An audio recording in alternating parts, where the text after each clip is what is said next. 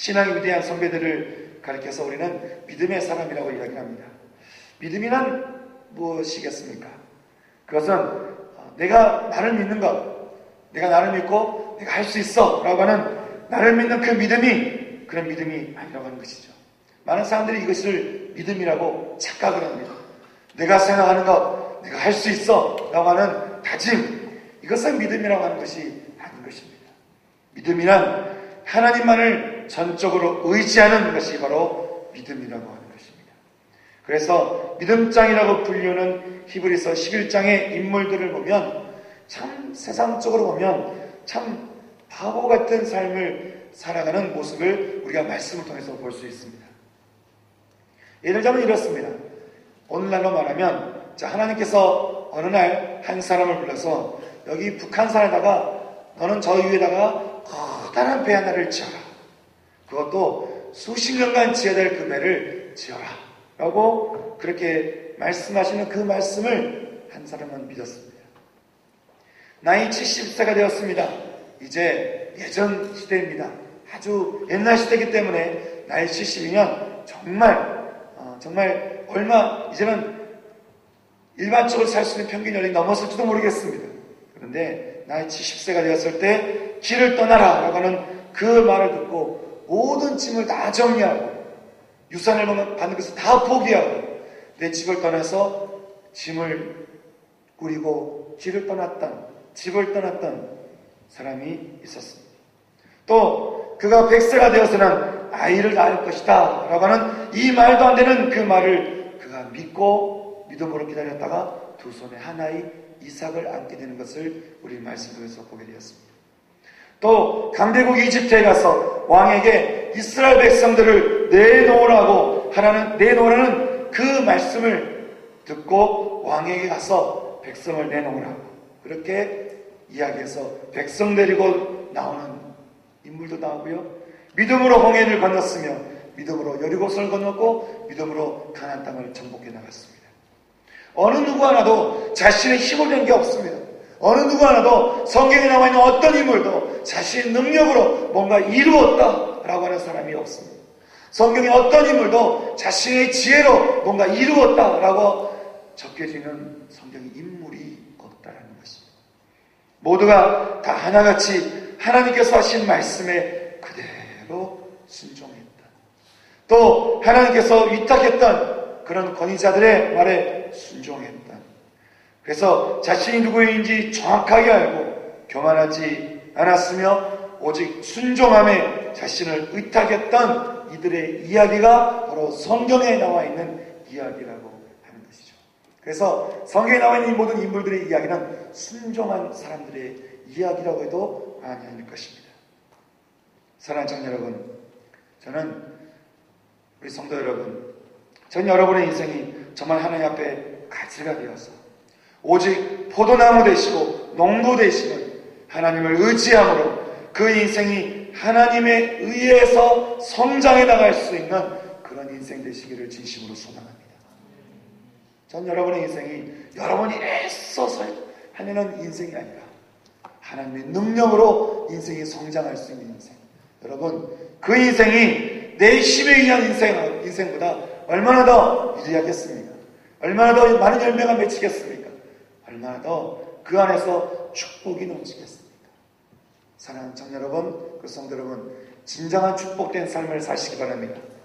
그것은 하나님께 잇대어 살아가는 것입니다. 그리고 나를 하나님께서 가꾸어 주시도록 내 인생을 주님께 의탁하고 순종하며 살아가는 것, 그것이 바로 열매를 맺어가는 삶이라고 오늘 말씀에서 우리에게 말씀해주고 있는 것입니다. 이제 두 번째로 주님이 말씀하시는 과실을 맺어가는 인생은 어떤 인생이겠습니까? 우선 둘째로 주님이 말씀하십니다. 너는 내 안에 거하라. 너는 내 안에 거하라. 여기에서 거하라 라고 하는 이 말의 의미는 그것은 명령어를 가리키고 있습니다.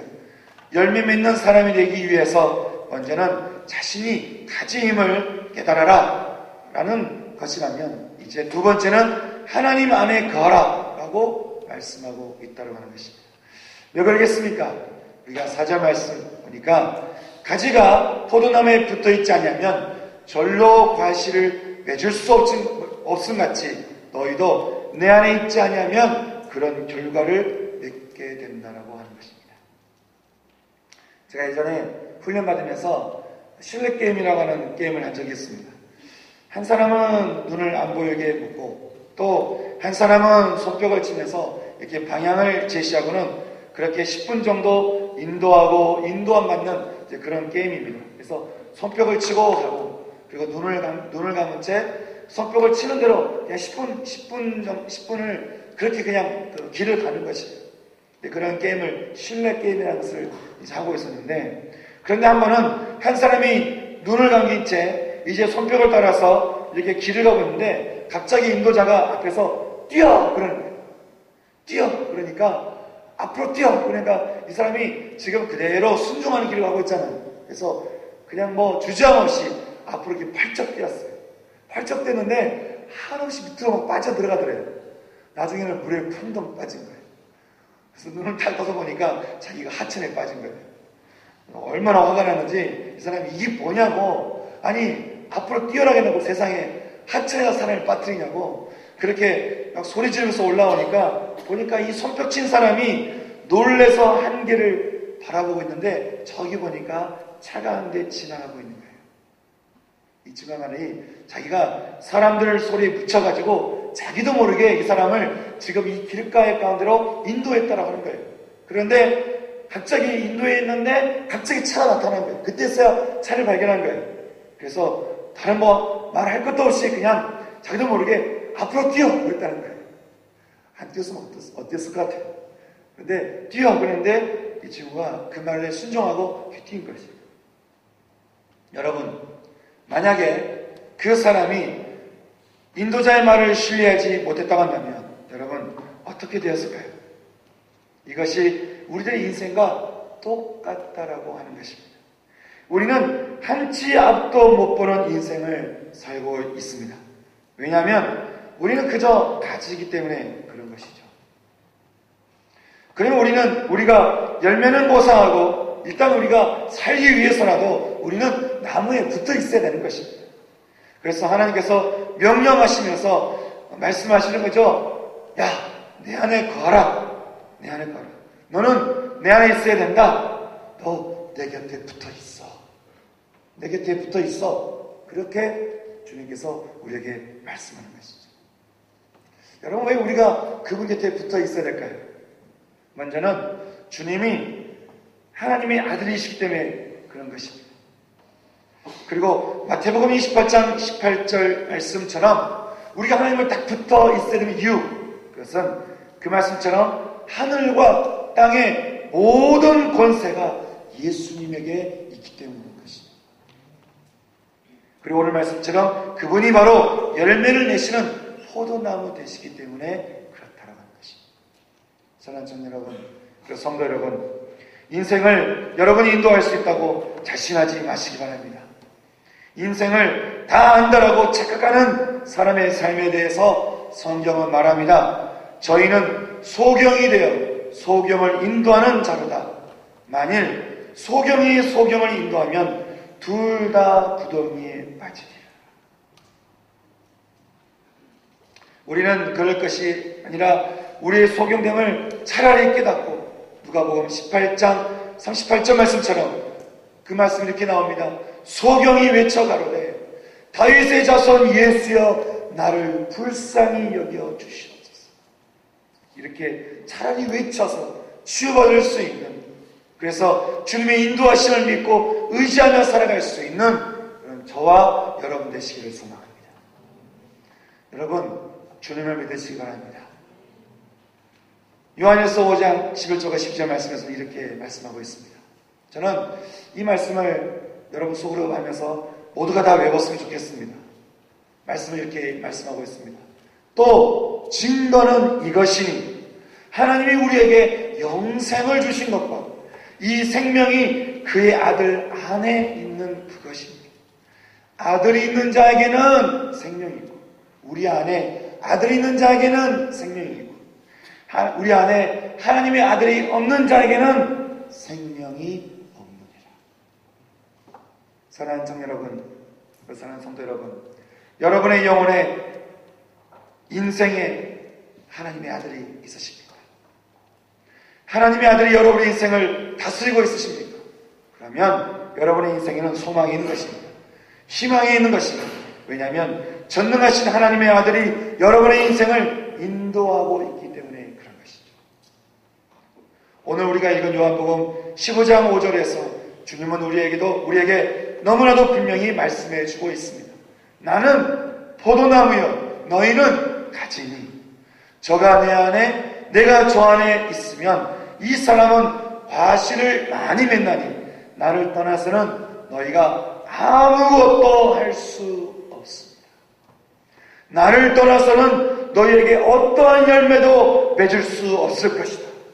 오직 너가 내 안에 거할 때 너의 인생에 과실은 맺어질 것이다. 너의 인생에 열매가 맺어질 것이다. 라고 말씀하는 것입니다.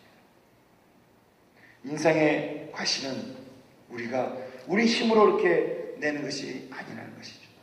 그리고 그 과실이 열리는 포도나무도 우리가 아니라고 하는 것입니다. 우리가 주님 안에 거할 때라야만이 과실이 열리는 게 우리의 인생이라고 하는 것이죠. 그러면 우리가 한번 생각해 보겠습니다. 우리가 지금 계속 과실을 했는데 여러분 과실이 뭘까요? 여러분 인생에 내 인생에서 맺혀져 있는 열매가 있다 하면 열매하면 떠올려지는 게 어떤 것이 있겠습니까? 여러 가지 우리가 생각해 볼 수 있는데 성경은 열매, 과실에 대해서 이렇게 말씀해 주고 있습니다. 말씀하시기를 과실이란 열매란 사랑과 희락과 화평과 오래 참음과 자비와 양선과 충성과 온유와 절제가 바로 그 과실이고 곧 열매라고 하는 것입니다. 어떻게 이게 과실일까요? 어떻게 이것이 열매일까요? 뭔가 내게 눈에 보여지는 주어지는 것이 열매인 줄 알았는데 어떻게 이것이 우리가 과실이고 열매라고 우리가 말해볼 수 있을까요? 주님께서 마태복음 5장에서 너무나 분명하게 여기에 대해서 우리에게 말씀해 주고 있습니다. 주님께서 말씀하시기를 천국을 가진 사람은 마음이 가난한 사람이라는 거예요. 또 위로받는 사람은 하나님께 애통하는 자라고 하는 것입니다. 또 중요한 것, 땅을 기업으로 얻는 자, 하나님께 주신 그 약속의 땅을 기업으로 받는 사람은 온유한 사람이라고 하는 것입니다. 또 배가 부른 사람은 그 영혼에 배가 부른 사람, 그 영혼에 고갈되어 있고 내 영혼이 뭔가 텅 빈 것 같은 그런 것이 아니라 내 영혼이 배가 부른 것처럼 그렇게 배부른 그 사람은 의에 줄이고 복음에 줄이고 목마른 사람이 배가 부른다는 거예요. 하나님을 보는 사람은 마음이 청결하게 되고 또 하나님의 아들이라 일컬음을 받는 사람들은 화평케 하는 사람이라고 우리에게 말씀해 주고 있습니다. 다시 말하면 내 안에 그리스도의 성품이 자라날 때 그때 우리는 이 땅에서 또는 하나님의 나라에서 열매를 맺는 사람이 될 수 있다는 것입니다. 그래서 우리는 하나님께 붙어 있어야 된다고 하는 것이죠. 왜냐하면 붙어 있지 않으면 주님 안에 거하지 않으면 그분이 내 안에 거하시도록 하지 않으면 우리는 절대로 우리의 속사람이 회복되는 그런 열매를 우리는 결코 경험할 수도 없고 열매를 맺은 것에 대해서 우리가 기대할 수 없다는 것입니다. 사랑하는 청년 여러분, 우리 성도 여러분, 언제나 주님 안에 거하시는 여러분 되시기를 소망합니다. 언제나 주님의 사랑 안에 거하시고 주님의 소망 안에 거하시고 주님의 진리 안에 거하시는 여러분의 인생 되시기를 소망합니다. 거기에 우리 인생의 열매를 맺는 비결이 거기에 담겨져 있습니다.